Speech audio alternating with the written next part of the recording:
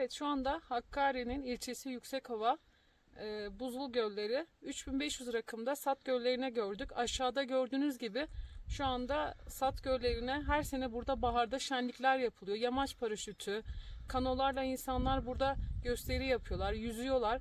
Gerçekten baharda burası görülmesi gereken en güzel yerler.